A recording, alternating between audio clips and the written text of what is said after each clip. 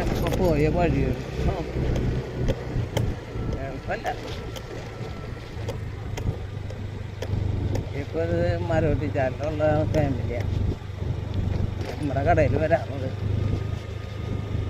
അങ്ങനെയാ നമ്മളെപ്പോഴെങ്കിലും നല്ലത് ചെയ്തു കൊടുക്കണം. അപ്പോൾ നമുക്ക് ഇതേപോലെ നല്ല നല്ല കാര്യങ്ങൾ നമുക്ക് യാദൃശ്യമായിട്ട് കിട്ടും.